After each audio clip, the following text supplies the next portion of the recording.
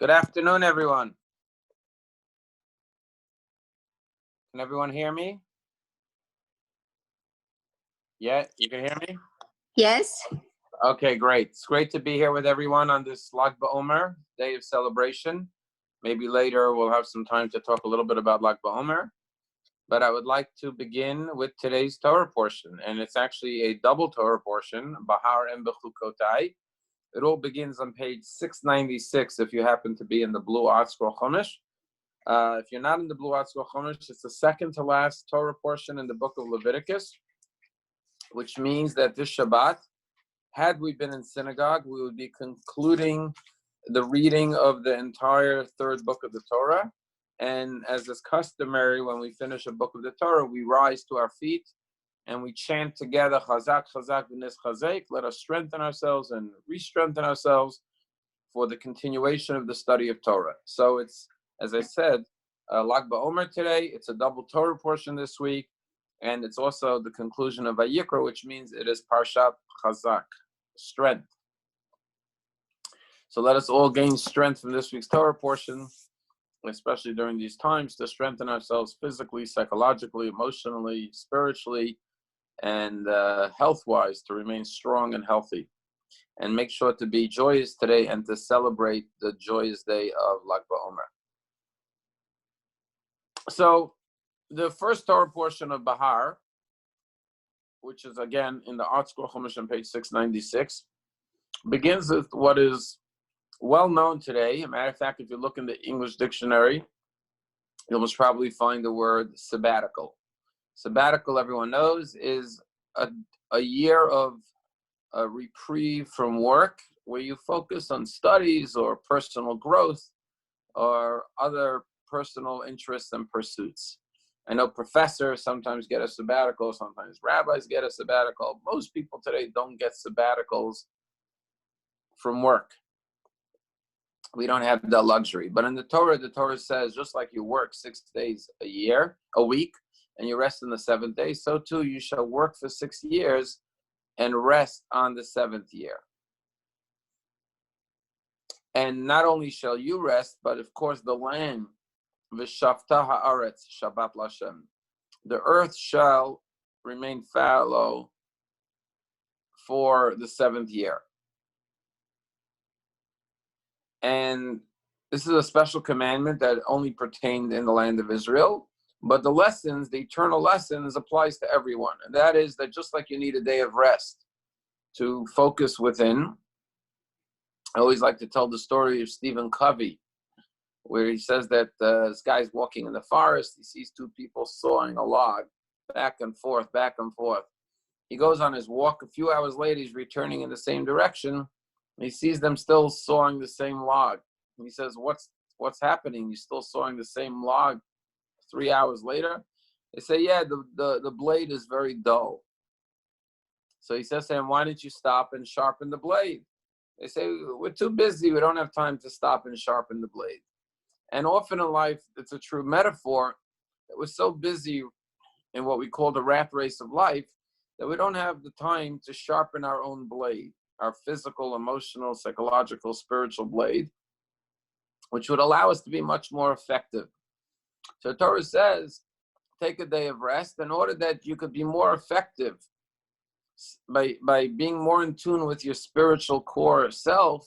You'll be able to unleash your greater potential and actually achieve more in 6 days than you would have done in 7 days. And therefore, the Torah says to have a day of rest, but most importantly, La Hashem, Shabbat La Hashem, it's a day devoted to God, to the godliness within yourself, not just your physical, mundane pursuits, but your spiritual activities. So too, the seventh year shall be a year of rest. Should not work the land shall lay fallow during the seventh year. Now, there's another very fundamental lesson, two other fundamental lessons that we derive from the mitzvah of Shemitah. One is the idea of charity. And a big subject of the Parshat Behar is tzedakah, taking care of the poor. Because inevitably, there's always going to be discrepancies. There's always going to be inequalities in any society. There are going to be people who have more, people who have less. And the Torah tries to find different provisions, different mechanisms that we could create in society to make sure that the poor are taken care of, that their needs are met. And the Torah, of course, believes in capitalism. It doesn't believe in communism. It doesn't believe that the land should be owned by the government and distributed equally amongst everyone. Torah believes in personal ambition and a drive and success to motivate people to achieve more for themselves in life. At the same time, the Torah wants to create a system where the needs of others can be met, so that no person should go hungry, no person should go without, and everyone's necessities of life should be given to them. So the Torah basically comes up with a number of different methodologies, different systems in this week's Torah portion. And one of them is the idea of charity. And we all know the idea of tzedakah, that we have a mitzvah to give a portion of our earnings to those who are less fortunate.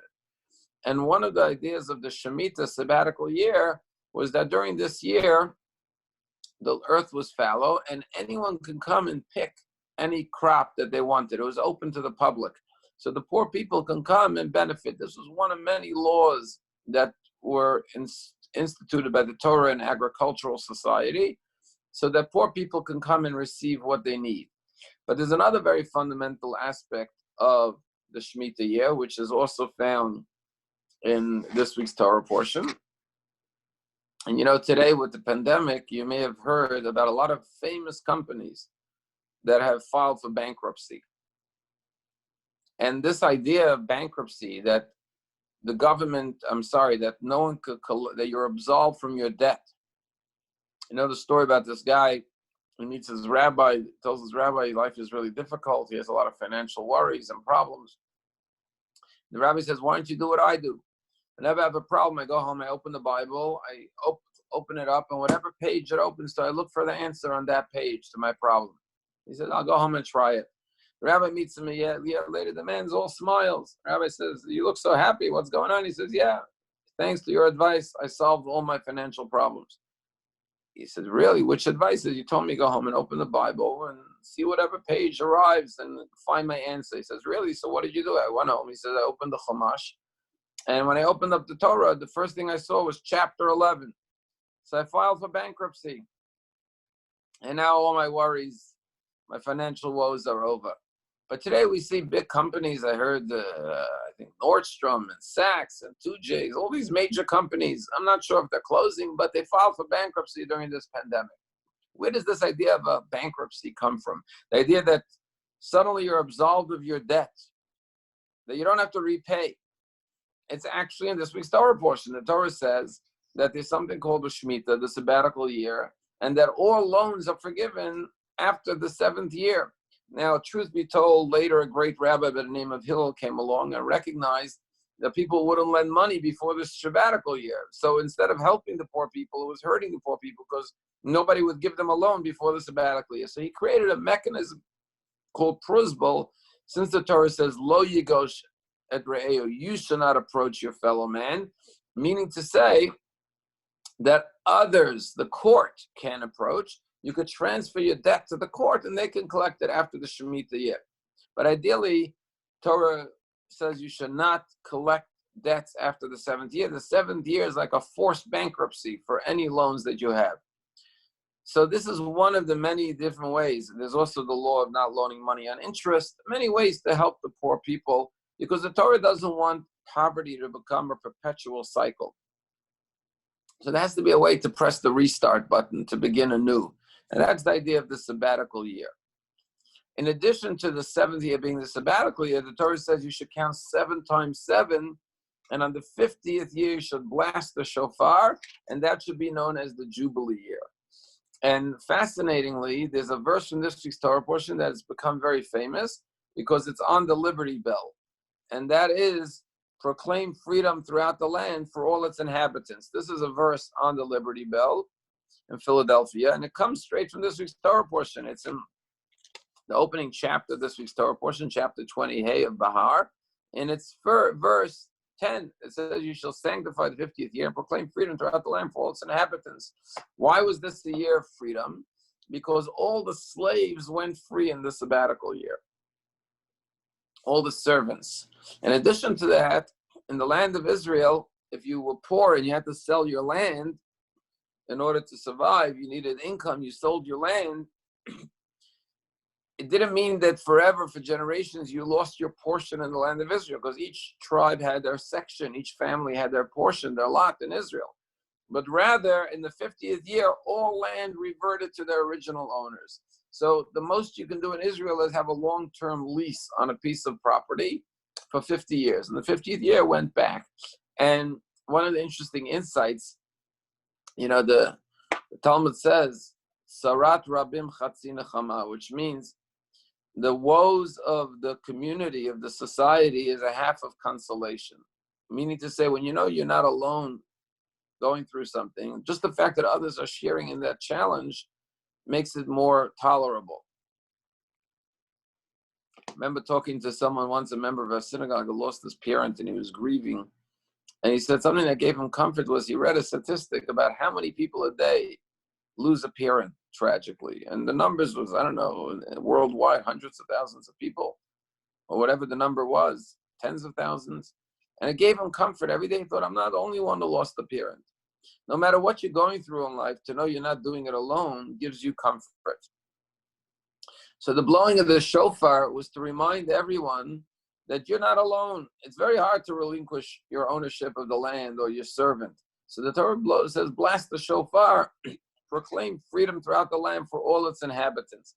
Now notice the verse doesn't say for all the servants, it says for all of the inhabitants. Why? Because the Torah is intimating that when you release your servant, you're releasing yourself as well. That if you dominate and control and subjugate another human being, a part of you is being subjugated. If you need to feel powerful by controlling others, if your inner strength comes and power and feeling of ego and strength comes from the fact that you have control over another human being, therefore you are subjugated, you are enslaved to your ego. And therefore when you release that servant, you release yourself. Because remember, one of the most basic principles in the Torah is that God took us out of Egypt because God said, the Jewish people are my servants. No human being should be a servant to another human being. We should only serve God. We should not be servants to servants, meaning we shouldn't serve our fellow man because they themselves are servants of God. Now, let's clarify that in the Torah, it's not slavery as we knew it in America. You have to treat your servant with the utmost dignity and honor. As a matter of fact, Rabbi Sachs puts it this way. He says, if you walk into a house and you see two men, one person is sleeping on a bed and one is sleeping on the floor, who would you guess is the master and who would you guess is the servant? In a normal circumstance, you would say the master is on the bed, the servant's on the floor. But under Jewish law, if you have one bed, you have to give it to your servant. Surely you're not allowed to physically hit or harm your servant. It was indentured servitude. A person who was too poor to take care of themselves sold themselves into servitude. But it's not slavery that you could, God forbid, abuse the person. And when it came Shabbat, your servants rested just like you rested. They were treated the same way or even better than you were treated yourself. But yet the Torah doesn't want us to be subservient to another human being. We should only be servants of God. And that's why every sabbatical year, 7th year, after 7 years of working, not the sabbatical year, but a servant, a Jewish slave, could only work 6 years. In the 7th year, he has to go free. If he insists on staying, he could only stay up to the Jubilee, and the Jubilee year, he must go free. The Torah says you should count 7 cycles of 7, and the 50th year shall be the Jubilee year. Now, right away, what comes to mind, of course, is the counting of the Omer, which we're currently doing. Today's the 33rd day of the Omer. And just like we count 7 cycles of 7 weeks to get to the holiday of Shavuot, the Torah says here to count 7 cycles of 7 years to get to the Jubilee year. But there is a fundamental difference.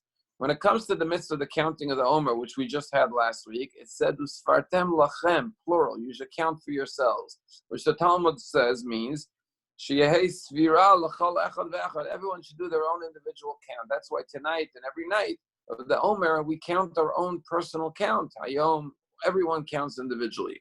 When it comes to the cycle of the Jubilee year, there's no mitzvah every year for every person to count individually.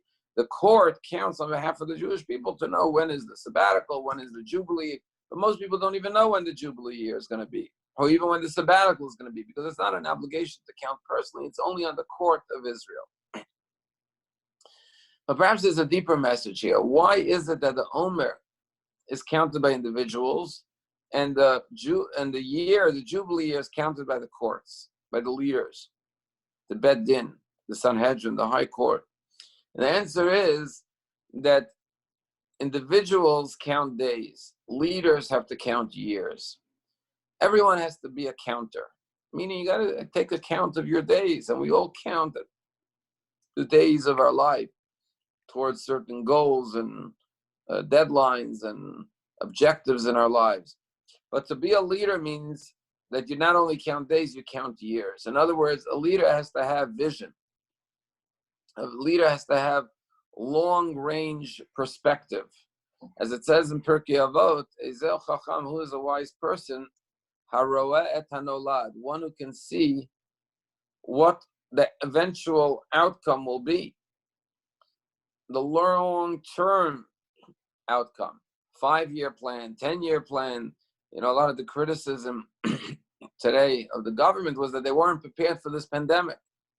Now, pandemic comes along once in a lifetime, but to be a leader means that you're prepared for every eventuality, because you have a long-term vision and perspective. And sometimes you make decisions now for what may be 5, 10, 20 years. But in a sense, we're all leaders. We're leaders in our families, for our children, for our grandchildren, for future generations.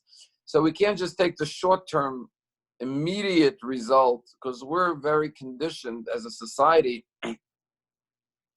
to want to see instant gratification, instant results. They say today's kids sit in front of the microwave and they go, come on, let's go. I can't wait. I have no time. So we're not used to long-term results. We want immediate, the power of now, as all the books say.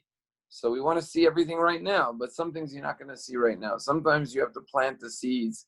And as King Solomon says in the book of Tehillim, Azorim b'dima, those who plant with tears, through perseverance and through determination and through hard work and sweat and toil and effort, they will reap with rejoicing.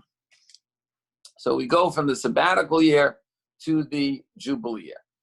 But there's another very important lesson that we could derive from the sabbatical year, when we're not allowed to work the land, and from the Jubilee year, when we have to relinquish and release our land and return it to the original owners. And this is a very fundamental perspective. I read in the news, Elon Musk, I'm sure you know, he is the creator of Telsa. He's a very controversial and colorful fellow, and genius, obviously, and thinker, and out-of-the-box type of person. But his latest headline, whether it's attention-seeking or it's whatever it is, I'm not going to judge him in any way, is that he wants to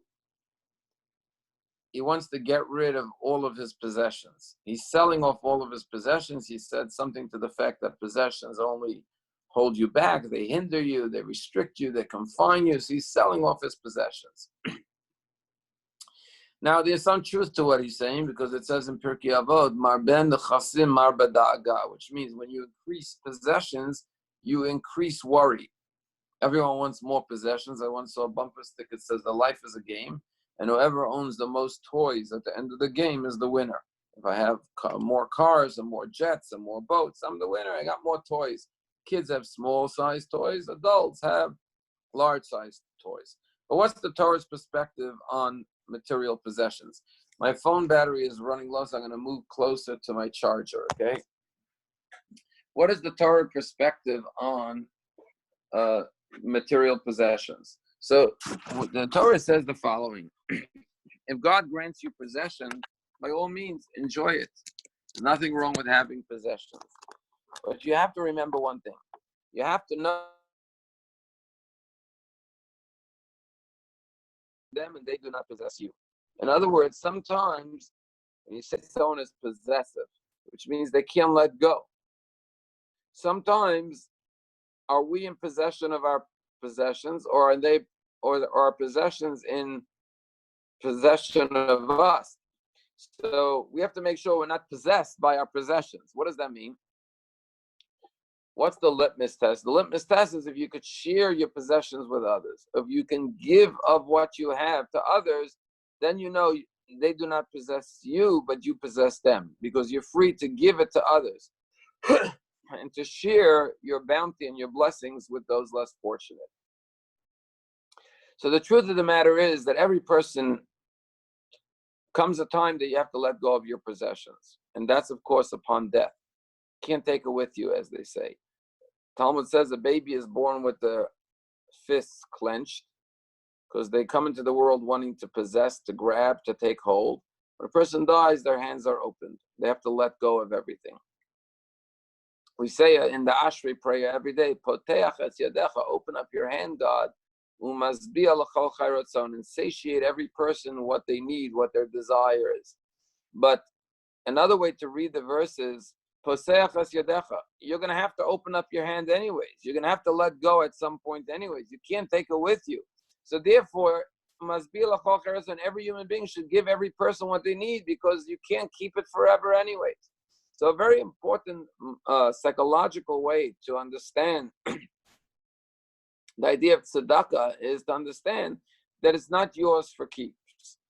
And therefore, really, we don't possess anything in this world. Whatever God gives us is not only a gift, but it's not a permanent gift. It's only a temporary gift that we could utilize it during this lifespan. And therefore, we don't ever have ultimate possession over anything. We're merely custodians and guardians of what God has entrusted to us. And therefore, we have to follow God's instructions as He commands us to utilize these resources according to His will, which is the basic laws of giving 1/10 of your earning to charity at a minimum. So the Torah begins with, in the beginning, God created the heaven and the earth. Why does the Torah begin with the story of creation? The Torah is not a science book or a history book. The Torah is a book of morals and ethics. The Torah is giving us the reason why God has the right to command us how to live. Because since He created us and put us in this world, therefore, by right, He can tell us how to live. Just like if you're a guest in my house, I can tell you how the rules of my house, and you must obey it morally, ethically. So too, since God created us in the world, He has the right to command us how to live. That's why the Torah begins with the laws of creation, to tell us why He has a right to command us how to live our lives. And therefore, the Torah wants to always remind us the importance of tzedakah, which is the theme of Behar. And therefore, in the 7th year, the Torah says, you must forgive all debt. On the 7th year, after 6 years, the servant goes free. And on the 50th year, all land reverts to the original owner. And on the 7th year, you can't work the land. The land has to lie fallow, and the poor people could come and take whatever they need. And if you say, why should I do that? And the Torah says, I'm reminding you that it's not your land. And it's a very explicit verse in this week's Torah portion. God says, Kili kal haaretz. You know why you should allow the land to lie fallow in the 7th year? You know why you should give back the land to its original owners in the 50th year? Because the land is mine, it's not yours. Don't get into the habit of thinking that it's yours. It's not yours. And if you realize that yours, you'll be more willing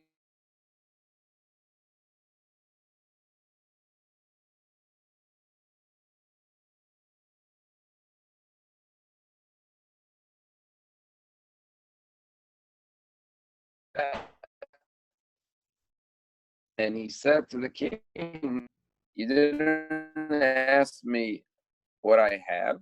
You asked me what I have. My worth is how much I share with others, how much charity I gave. That's how I determine what I'm truly worth.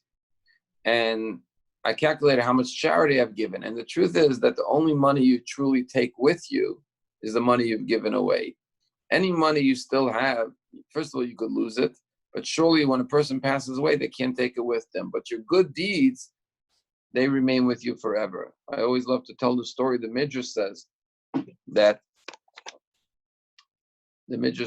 there was a fox once that saw a vineyard, and he wanted to get into the vineyard to eat the grapes. So he walked around till he found a hole in the fence, and he got into the vineyard. And he started to eat and eat and eat. And he ate so much that he put on a lot of weight. And finally, when he was satiated, he wanted to go back out, but he couldn't fit out of the hole he came in from. So he had to fast and shed all the pounds to get out. So the Talmud says that's this world. We come in and we eat and we grow and we develop and we build and we amass and we accumulate and we gain and we enrich ourselves and we accumulate more and more material possessions. And then when it's time to leave, we have to go out the same way we came in, and we have to leave it all behind. Says the Medrash, what would the fox should have done? Instead of eating it all within the fence and not being able to get out with it, he should have thrown it over the fence to the other side. Then when he could go out, it'll be waiting for him on the other side. He could keep it. So too, the Medrash says, what we eat and accumulate in this world, we can't take with us. But what we give away to others, what we share with others, as someone said, you make a living by what you get, you make a life by what you give. You not only enjoy it more in this world by giving to others, but you also put it away for the next world. It's like an offshore bank account in the next world, that your good deeds, your tzedakah, remains with you forever. It can never be taken away. You can never be deprived of it. So that is the focus, one of the focuses and the mindsets of this week's Torah portion. The story told about these two guys having a bitter dispute. They weren't talking to each other over some financial piece of land, disagreement, contract. And they came to the rabbi, and he said, it's my land. And the rabbi said, it's his land. And the other guy said, it's his land. The rabbi said, you know what, let me ask the land who he belongs to. They thought the rabbi lost his mind. The rabbi said, lay down on the floor. He said to the ground, tell me, who do you belong to? And then the rabbi pressed his ear against the ground to hear the answer. And the rabbi said, I asked the land who it belongs to. And he said he doesn't belong to either one of you, but you both belong to him. Because eventually that's where you're both going to end up. I know it's a very morbid thought, but it's a very profound lesson. When you realize what it says in Pirkei Avot, where we come from and where we go, we realize that we shouldn't become obsessed with material possessions. And we should realize that everything belongs to Hashem. And if we've been given things, we should appreciate them as a gift every day, but never think of it as ownership or absolute ownership. Only think of it as guardianship. And as a guardian, if someone entrusts you with something, you must do with it as they command you to do. And therefore, if God tells you how to share your possessions, you must follow those instructions. There's one other way the Torah deals with charity in this week's Torah portion. We talked about the political way, which is the laws of the seventh year, the sabbatical year, the jubilee year.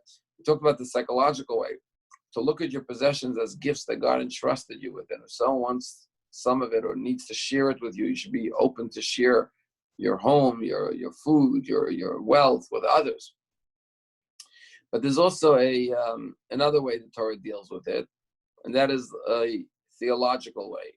And that is whenever the Torah talks about the poor man, or at least throughout the Torah portion, many times when the Torah talks about the poor man, it talks about your brother, your fellow Jew. When your brother will become impoverished and he sells his land to you in desperation because he's poor, and then a relative can come and redeem it and reacquire it to give it back to him. Torah finds every means to enable the person to regain their former land, to be able to regain their independence and their dignity and not be reliant on charity. But throughout the Torah talks about giving loans interest-free. In this week's Parshat, it says, when your brother will become impoverished, if you should give him a loan, or when he's sold to you as a servant, you shouldn't work with him with slave labor. All the laws. The Torah keeps on using the word achicha, your brother. I can't even count how many times in the Torah when it talks about poverty, again and again and again, the Torah uses the word your brother. Suddenly the Torah is calling him your brother. When the Torah talks about a fellow Jew throughout the Torah, it doesn't always call him your brother. Why suddenly is there an emphasis on achicha, your brother? And the answer is quite obvious. That part of the way to give charity is to realize you're not giving it to a stranger, you're giving it to your brother. When you realize that all Jews are family, we're all mishpacha, just like if your brother should call you, God forbid, and he says, if your brother should call you, God forbid, and say, I'm on hard times, I need money, you'll do anything you can to help your brother. If you're in a position to help, you won't even think twice. Your brother needs help, of course you're going to help your brother. At least that's the way it is in a normal, healthy relationship with a brother. So too, the Torah says, look at every Jew as though they are your brother. I love to tell the story about Shlomo Kalbach, that he was once walking he would love to give charity to poor people, and a poor man came over to him and said, I need help, I don't have any money, any resources.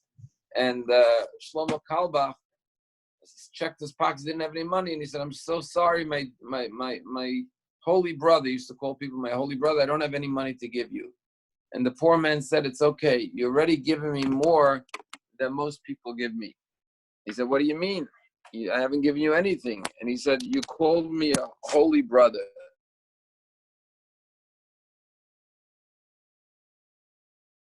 Love and dignity, that is what it means to be a holy brother. And that's why the Torah emphasized that we are mishpacha. I once saw Bank Leumi had like a tagline that said, because we are mishpacha, we're a family. Because Chase Manhattan Bank said, you have a friend in Chase Manhattan Bank. And they said, well, you have mishpacha in Bank Leumi. And there are many, many stories along these lines of poverty. But 3 stories, I'll try to tell them really quickly, because I think they all bring out different points. One is actually a YouTube video that I love. You could find it after this class. The name of the video, I think it's a 2-minute video. It's entitled, the name of the video is entitled something about change your words, change your life. It's a famous video, it has millions and millions of views, but in a nutshell, this video clip shows a homeless man sitting on the streets on a beautiful day, a sunny day in a big city, and people are walking around, they're laughing, they're smiling, young people eating, drinking, enjoying the outdoors. And he's sitting on a cardboard box, and he has a sign in front of him that says, please help me, I'm blind. And every once in a while, someone throws a coin in his tin can. Suddenly, a lady comes by, you see in the video, she crouches down, takes out a black Sharpie, turns the cardboard sign around, and writes the following: it's a beautiful day outside, but I can't see it. And please help me. And suddenly, everyone starts throwing coins into his can, and he's blind, but he hears the coins clink, clink, clink. Everyone's giving him charity. Lady, the woman walks by in the opposite direction, and she crouches down again to put money in his coin box. And he smells her fragrance. He touches her shoes. He sees it's the same woman. He says, tell me, what did you do with my sign? And she says, I wrote the same thing. I just changed the words around. And then you see what she wrote. She wrote these words: it's a beautiful day outside, but I can't see it. And why did that trigger so much charity? Because instead of just asking for help, it made people realize what a gift they have, that they can see the beautiful sun and the trees and the clouds and the world around them. And the minute they felt more grateful for their blessings, they became more generous with this man. Charity has to come from a place of gratitude. The more you appreciate that God gave you a gift, the more you're willing to share that gift with others. Another story is, there was this man, he had this employee, a secretary, and he was walking with her in the street one day, and they passed a beggar, and he put a coin in the beggar's box can that he was collecting in. As they kept on walking down the street, she turned to him and said, can I have a portion of my wages now in advance of the end of the week? And she asked for a large sum of money from her weekly paycheck. He said, fine. He handed her the money, a nice substantial amount of cash. She went back and gave it to the poor man. When she returned, the boss asked the secretary, why did you do that? And she said, because the amount you gave him is not going to make any difference in his life. I wanted to give him something that would make a difference in his life. And the boss said right then and there, he knew. He was a bachelor. He said, I knew I had to marry this girl because she had a bigger heart than I did. And he ended up marrying her. And he was a big philanthropist himself. But the point is that when you give charity, you want to do something that's going to make a difference. I'll tell you something really beautiful that you could look into if you don't know about this. You know, in the religious communities all over the world, they have something called Hatzalah, which is like a free ambulance service, not just in Israel, but throughout the world, where volunteers run 24/7 to go help other people. It's the most remarkable thing in the world. And these are, you know, business people. They're not doctors, but they're EMT, and they go any time of day and night, 7 days a week to help save lives. And during this pandemic, they've had a lot of calls, and they've risked their lives to run into homes to treat COVID-19 patients and then go back to their own families, maybe contracting the COVID-19. So now that the pandemic is winding down, if you go on the internet and you go to unitedforprotection.com, there's this big Hatzalathon, like a telethon going on. They've already raised close to $10 million in less than 24 hours. It started last night, to say thank you to the Hatzalah members who risked their lives. And once again, the idea of people donating their time and people donating their funds to help others, that's what tzedakah is all about. And finally, the last story is about this girl. You know, now it's graduation time. A lot of people are graduating. Unfortunately, they don't have real graduations. They're virtual graduations. But there was this girl, she was graduating with honors.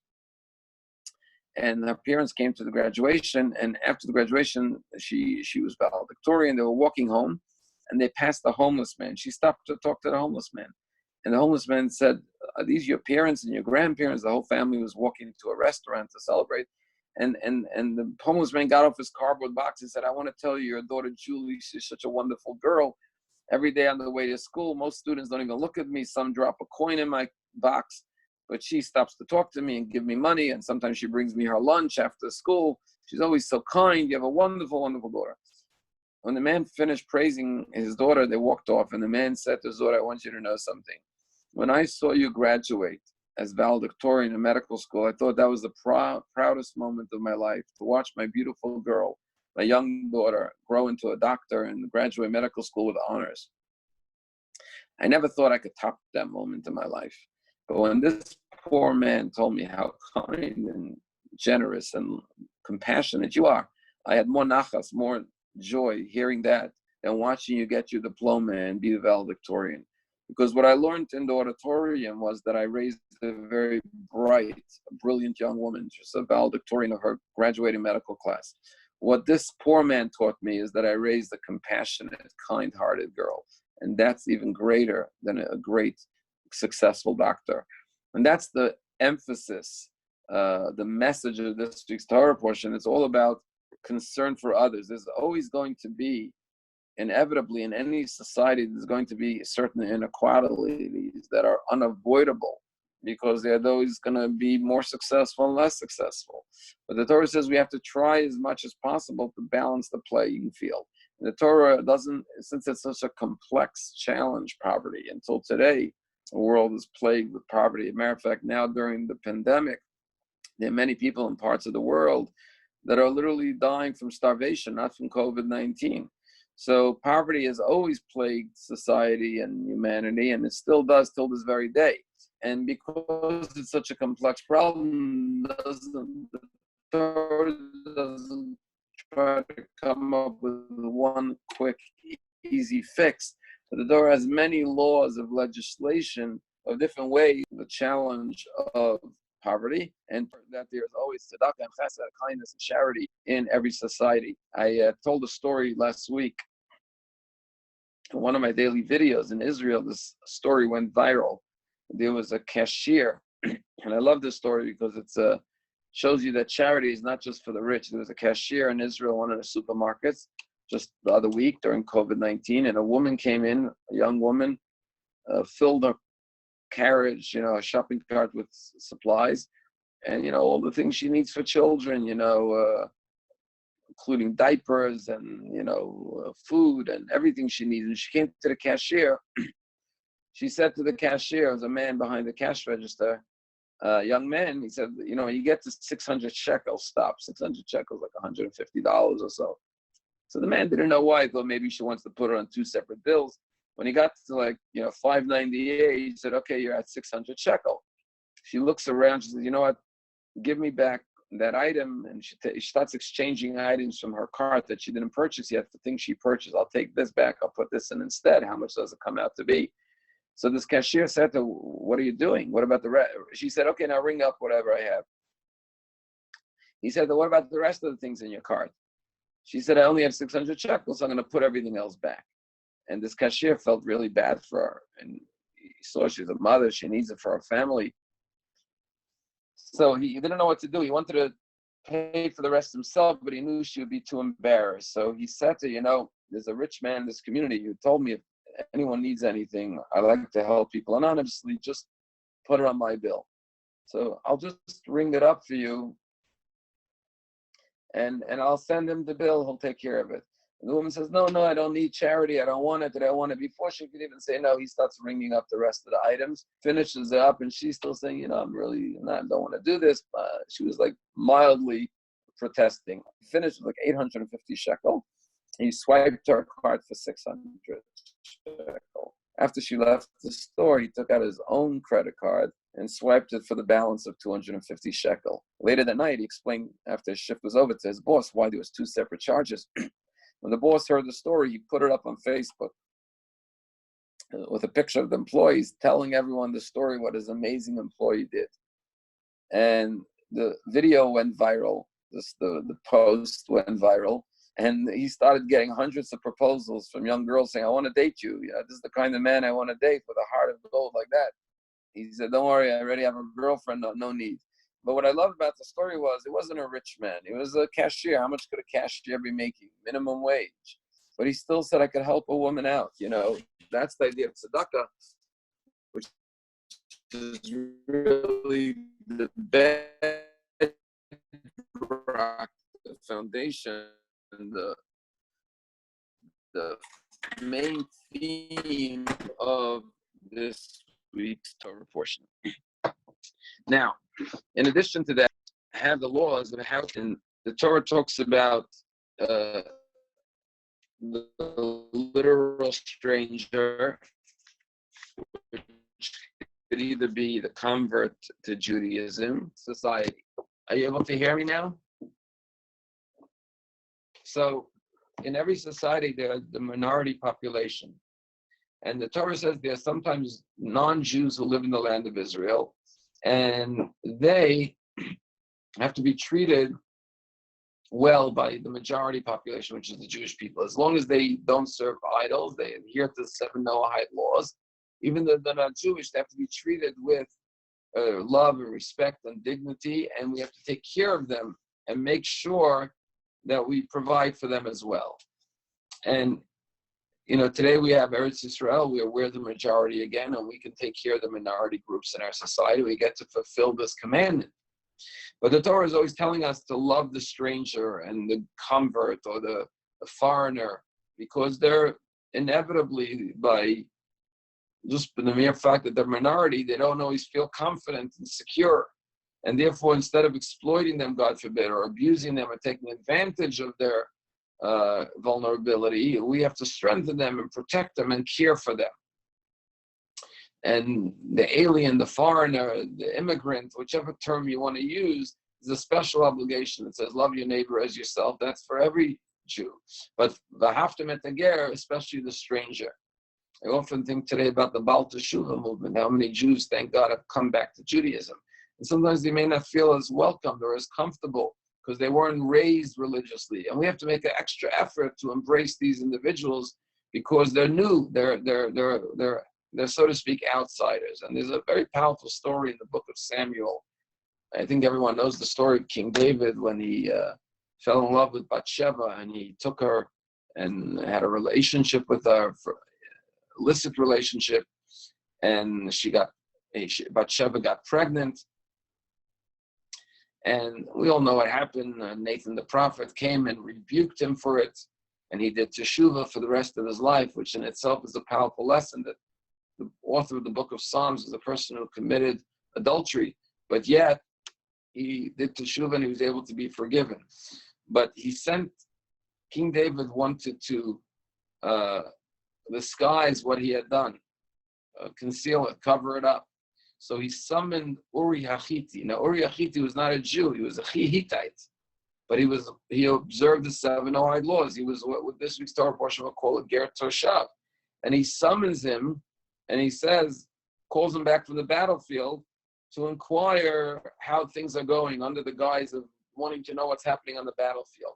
And then he says, okay, go home to your wife, figuring he'll go home, he'll be with his wife. And later when he discovers his wife is pregnant, he'll think he got her pregnant, not the king. They won't discover that King David was the one who slept with his wife.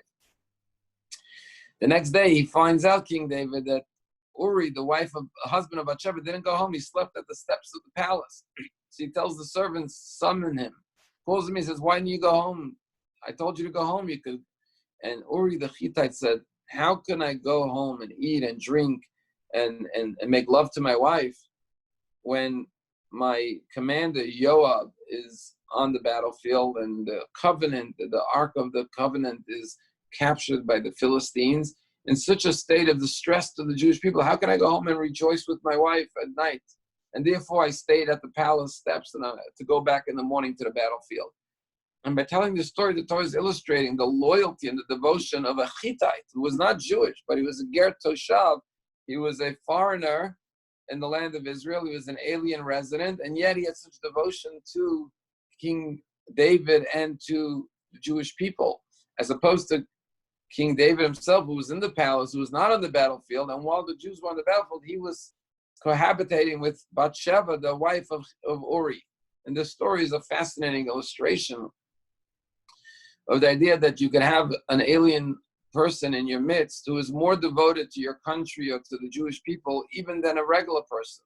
And that's the way we're supposed to look at righteous converts to Judaism, or people who are Bali Tshuva.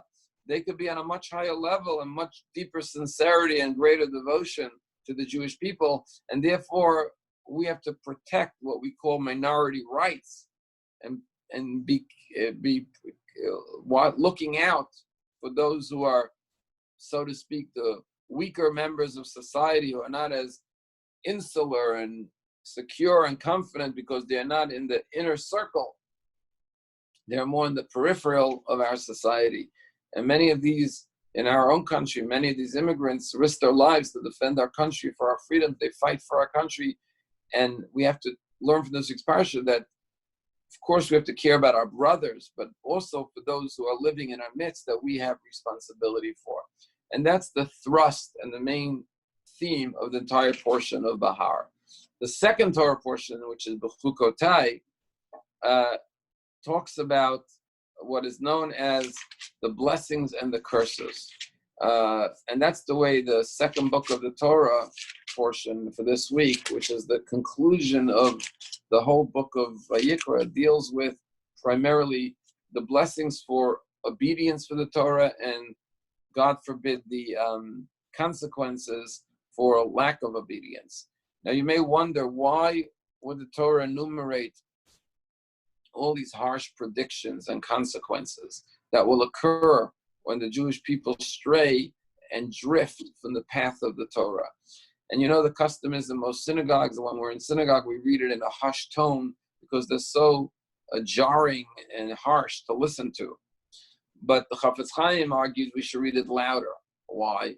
Because why would God put these admonitions in the Torah? And it's very much like a parent telling a child, admonishing a child, don't run in the street, or don't ride your bicycle without a helmet, or whatever a parent may tell a child for safety, because you could get hit by a car and you could end up in the hospital. Why is the parent scaring the child? The parent is scaring the child for the benefit of the child. The child doesn't understand, God forbid, what could happen if they run out in the street to catch a ball. So the parent has to really scare the child and say, if you run away, you get hit by a car and you can get killed. Is the parent trying to harm the child or to traumatize the child or to pain the child? No. the parent loves the child, and therefore the parent wants the child to refrain from doing these things. So the parent has to be very blunt and spell out for the child the dire consequences of these actions. The same thing is here. The Torah tells us the harsh admonitions because the Torah wants to make sure we steer clear from these behaviors, from these sins that will lead to terrible consequences in our lives and be detrimental for the future of the Jewish people on a whole and for us individually. So it's all expressions of love, even the harsh admonitions. As the story was told at the first Lubavitcher Rebbe, his name was Scheiner of Liadi, his grandson, 1 year after this week's Torah portion, fell very ill. And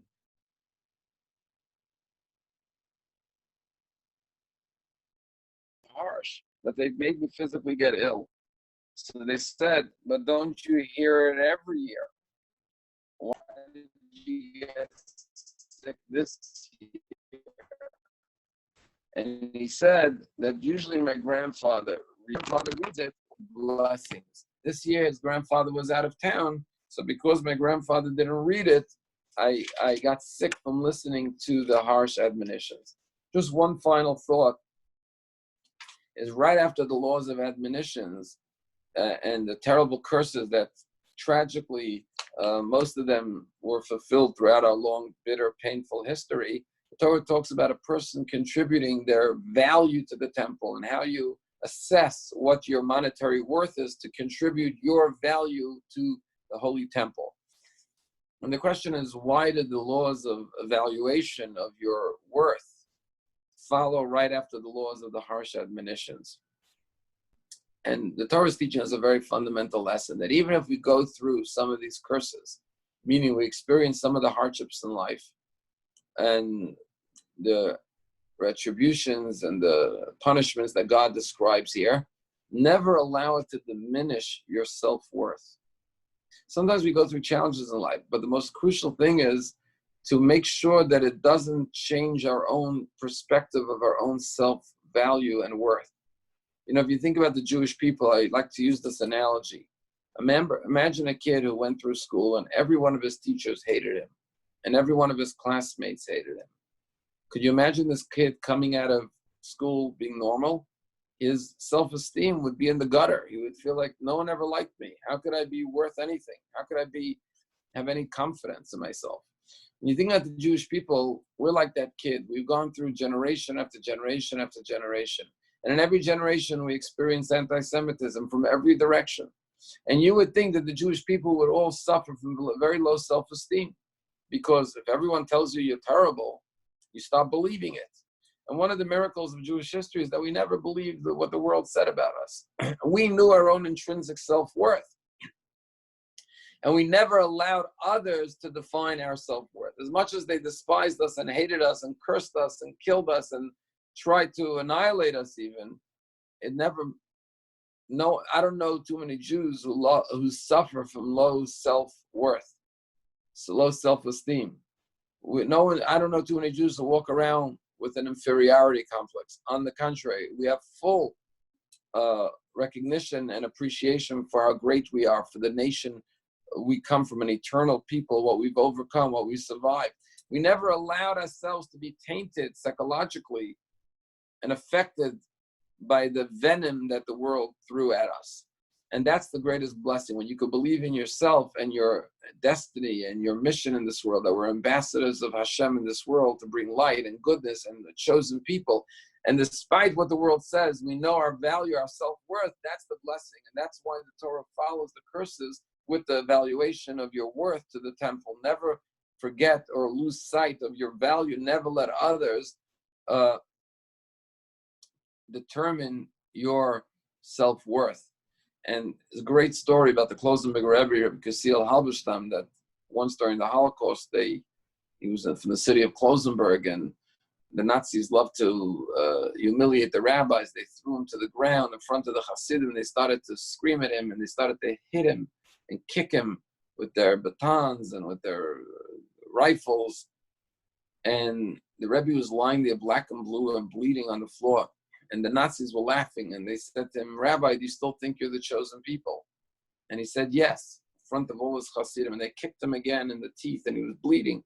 And I said, do you still think you're the chosen people? And he looked up and he said to them, as long as we're not the ones murdering innocent men, women, and children, we could still claim that we're the chosen people.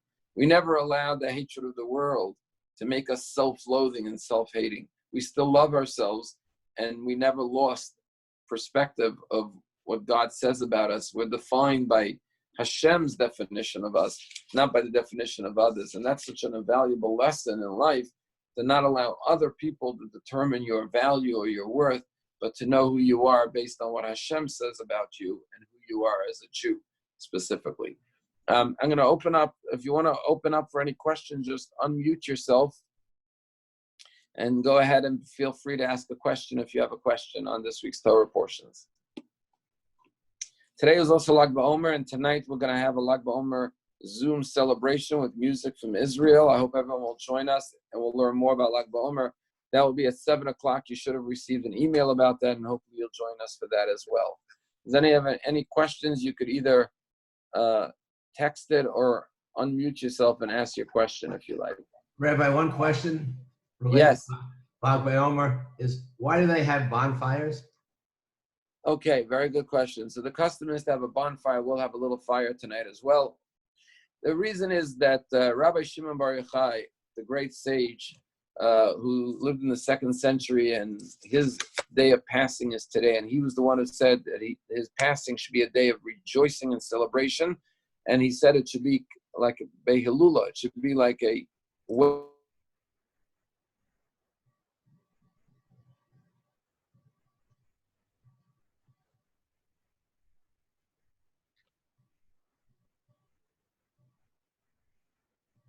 We lost you, Rabbi.